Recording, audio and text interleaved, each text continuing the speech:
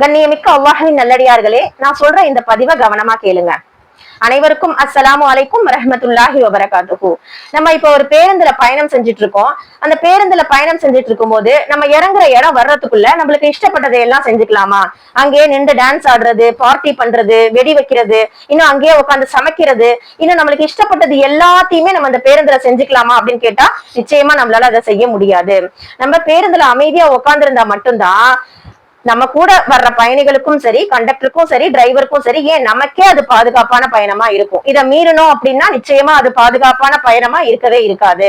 அப்ப ஒரு பேருந்துக்கே இவ்வளவு ரூல்ஸ் இருக்கு அப்படின்னா மனிதனுடைய வாழ்க்கைக்கு ரூல்ஸ் இருக்குமா இருக்காதா அப்படிங்கிறத சிந்திச்சு பாருங்க. அப்ப மனிதனுடைய வாழ்க்கைக்கு கண்டிப்பா ரூல்ஸ் அண்ட் ரெகுலேஷன்ஸ் இருக்கு. அதன்படித்தான் நம்ம வாழணும். ரூல்ஸ் அண்ட் ரெகுலேஷன்ஸ் அப்படின்னா அதை எப்படி நம்ம ரூல்ஸ் அண்ட் ரெகுலேஷன்ஸை நம்ம தெரிஞ்சுக்கிறது? அதான் அல்லாஹ் தஆலா திருக்குரான் வேதத்தை இறக்கி அருளியிருக்கான். அப்ப திருக்குரான் வேதத்துல உள்ள ரூல்ஸ் அண்ட் ரெகுலேஷன்ஸை ஃபாலோ பண்ணி தான் ஒரு மனிதன் வாழணும். திருக்குரான் வேதம் அப்படிங்கிறது ஒரு குறிப்பிட்ட மதத்தினருக்கும் கிடையாது, ஒரு குறிப்பிட்ட இனத்தினருக்கும் கிடையாது, உலக மக்கள் அனைவருக்கும் பொதுவானதுதான் திருக்குரான் வேதம். அப்ப யார் வேணாலும் அதுல உள்ளதை படிச்சு நேர்வழி அடையலாம். அப்ப அந்த திருக்குரான் வேதத்துல என்னெல்லாம் அல்லாஹ் தஆலா தடுத்திருக்கானோ அதையெல்லாம் நம்ம வாழ்க்கையில இருந்து நம்ம தடுத்துடணும். எதையெல்லாம் அல்லாஹ் தஆலா செய்ய சொல்லியிருக்கானோ அதையெல்லாம் நம்ம கட்டாயமா செய்யணும். அப்படி செஞ்சு வாழ்ந்தா மட்டும்தான் இந்த உலக வாழ்க்கைக்கும் அது பாதுகாப்பான வாழ்க்கையா இருக்கும், மறு உலக வாழ்க்கைக்கும் அது பாதுகாப்பான வாழ்க்கையா இருக்கும். அப்ப இந்த உலகத்துல ஒரு மனிதனுக்கு வாழ்க்கை அப்படிங்கிறது அந்த மனிதன் வழிபோக்கர் மாதிரி தான் வாழணும், அல்லது ஒரு பயணியை போலதான் வாழணும். அதைத்தான் முஹம்மது நபி ஸல்லல்லாஹு அலைஹி வஸல்லம் அவர்கள் கூறினார்கள்,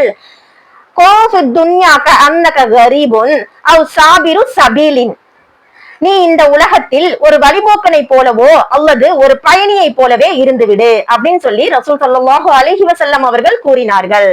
அப்ப இந்த உலகம் அப்படிங்கிறது நம்ம ஒரு பயணிதான். நம்மளுடைய இறங்குற இடம் எது அப்படின்னு நமக்கே தெரியாது. அல்லாஹ் தஆலா ஒருவனுக்கு மட்டும்தான் தெரியும். நம்மளுடைய இறங்குற இடம் அப்படின்னா அது மரணம். அந்த மரணம் எப்ப வரும் அப்படிங்கிறது நமக்கே தெரியாது.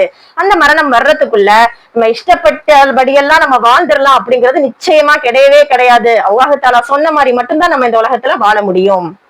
அல்லாஹ் தஆலா குர்ஆன்ல தெளிவாக சொல்கிறான்,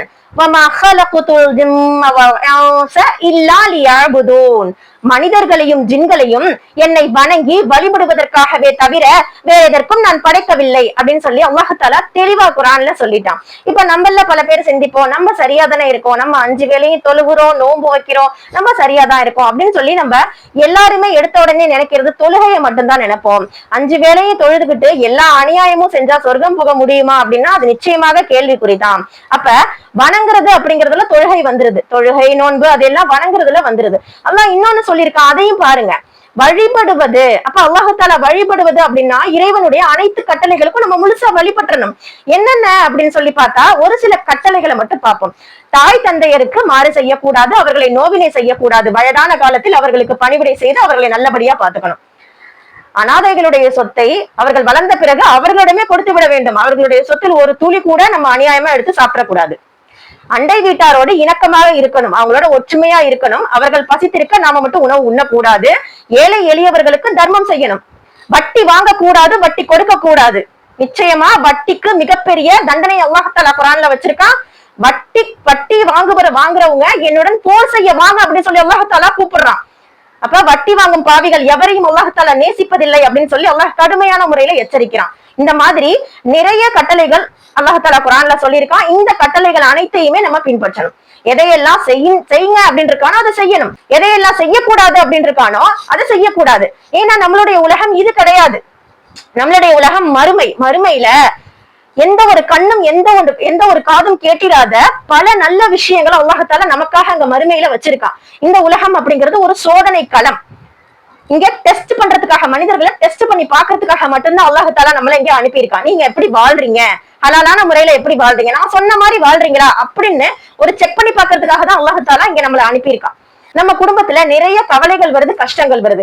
கணவனுக்கு மனைவியினால பிரச்சனை, மனைவிக்கு கணவனால பிரச்சனை, இன்னும் கணவன் மனைவிக்கு கூட இருக்கவங்களால பிரச்சனை, இன்னும் நிறைய பிரச்சனைகள் இருக்கு. எதிரிகளால பிரச்சனை வருது, கூட நம்மள வேலை பாக்குறவங்களால நிறைய பிரச்சனை வருது. நம்ம எல்லாரும் என்ன நினைக்கிறோம், என் வாழ்க்கை இதோட முடிஞ்சு போச்சு அப்படின்னு சொல்லி நம்ம என்ன செய்யறோம், ஒரு மூலையில முடங்கிடுறோம். இல்ல ரொம்ப கஷ்டப்பட்டு என்ன செய்யறோம், ஹலாலான வழியை விட்டு ஹராமான வழியை நோக்கி போறோம். தெளிவா அல்லாஹ் தஆலா குர்ஆன்ல சொல்றான், வல நபுலு வன்னகும் பிஷைஇம் மினல் ஹௌஃபி வல் ஜூஇ வ நக்ஸிம் மினல் அம்வாலி வல் அன்ஃபுஸி வஸ் ஸமராத் உங்களை பொருள் இழப்பு, விளைச்சலில் இழப்பு, உயிரிழப்பு ஆகியவற்றை கொண்டு நாம் சோதிப்போம். நிச்சயமாக பொறுமையாளர்களுக்கு நற்கூலி உண்டு அப்படின்னு அல்லாஹ் தஆலா குர்ஆன்ல தெளிவா சொல்லியிருக்கான். சரிங்களா? அதாவது இந்த உலகம் ஒரு சோதனை களம். நான் உங்களை டெஸ்ட் பண்ணிருக்கதான் அனுப்பியிருக்கேன் அப்படின்னு சொல்லி அல்லாஹ் தஆலா சொல்றான் இல்லையா? அப்ப உங்கள்ட்ட நிறைய நான் கொடுத்து சோதிப்பேன். செல்வங்களை கொடுத்து சோதிப்பேன், செல்வங்களை எடுத்து சோதிப்பேன், உயிர்களை கொடுத்து சோதிப்பேன், உயிர்களை எடுத்து சோதிப்பேன் அப்படின்னு சொல்லி அல்லாஹ் தஆலா என்ன பண்ணிருக்கான் அப்படின்னா நம்மளுக்கு சோதனை பண்ணத்தான் நான் உங்களை அனுப்பியிருக்கேன். ஆனா நீங்க பொறுமையா இருங்க அப்படின்னு சொல்லி அல்லாஹ் தஆலா சொல்லியிருக்கான். அல்லாஹ் தஆலா இப்படி சொல்றதை பார்த்து நிறைய பேர் தப்பா நினைக்கலாம். ஆனா அல்லாஹ் மேல உண்மையான பாசம் வச்சவங்களுக்கு மட்டும்தான் அல்லாஹுடைய இந்த வசனத்திற்கான அர்த்தம் புரியும். நமக்கு ஒரு கஷ்டம் ஏற்பட்டுருச்சு, கவலை ஏற்பட்டுருச்சு அப்படின்னா முதல்ல நம்ம சிந்திக்க வேண்டியது அல்லாஹ் தான் இந்த கஷ்டத்தை கொடுத்தான், அல்லாஹ் தான் இப்படி ஒரு சூழ்நிலை அல்லாஹ் தான் உருவாக்கி இருக்கான். அப்ப இந்த நேரத்துல நம்ம என்ன செய்யணும்? அல்லாஹ் தான் சொல்லியிருக்கானே பொறுமையாளர்களுக்கு நற்கூலி உண்டுன்னு சொல்லியிருக்கானே, நம்ம பொறுமையா இருந்து பார்ப்போம் அப்படின்னு சொல்லி பொறுமையான முறையில, ஹலாலான முறையில தான் அதை சரி பண்ண பார்க்கணும். கணவன் சரியில்லை அப்படின்னா மனைவி வேற எந்த ஒரு தவறான முடிவையும் நம்ம எடுக்கக்கூடாது. மனைவி சரியில்லை அப்படின்னா கணவன் எந்த ஒரு தவறான முடிவையும் எடுக்கக்கூடாது. பொறுமையா இருக்கணும். அல்லாஹ் தஆலா பொறுமையாளர்களுக்கு நற்கூலி இருக்கு அப்படின்னு நம்ம சொல்லியிருக்கோம். அப்ப நம்ம பொறுமையை மேற்கொண்டோம் அப்படின்னா நம்மளுக்கு விரைவில் நற்கூலி நம்மளை தேடி வரும். இந்த உலகத்திலும் நற்கூலி, மறுமையிலும் நற்கூலி. இந்த உலகத்துல வழிபோக்கரா வாழ்றதுக்கு ஒரு சிறப்பான சம்பவம் நான் சொல்றேன். உமர் அலி அவர்கள் சிரியா, எகிப்து, சவுதி அரேபியா போன்ற பல வல்லரசு நாடுகளுக்கு ஆட்சி செய்தவங்க தான் உமர் அலி அவர்கள். அவங்கள பார்த்தா வல்லரசு நாடுகள் எல்லாம் பயந்து நடுங்கும். அப்பேற்பட்ட உமர் அலி அல்லாஹு அன்ஹு அவர்கள் என்ன செய்யறாங்க அப்படின்னா ஒரு நாள் தூங்கிக்கிட்டு இருக்காங்க. எப்படி சாதாரண ஒரு பாயில படுத்து தூங்கிக்கிட்டு இருக்காங்க. உடனே கூட இருந்தவங்க பார்த்து சொல்றாங்க, அழுவுறாங்க. கூட இருந்தவங்க என்ன செய்யறாங்கன்னா அழுவுறாங்க. ஏன் நீங்க அழுவுறீங்க அப்படின்னு சொல்லி உமர் அலி அல்லாஹு அன்ஹு அவர்கள் கேட்கிறாங்க. நீங்க எவ்வளவு பெரிய நாடுகளுக்கு எல்லாம் தலைவர், அந்த நாட்டு தலைவர்கள் எல்லாம் சுகமா வாழ்றாங்களே, ஆனா நீங்க என்னன்னா இப்படி பாயில படுத்து தூங்குறீங்களே அப்படின்னு சொல்லி கவலைப்பட்டு இது பண்றாங்க. அப்ப உமர் ரலியல்லாஹு அன்ஹு அவர்கள் சொன்ன சம்பவத்தை கேட்டீங்கன்னா மேல் சிலிர்த்து போயிரும்.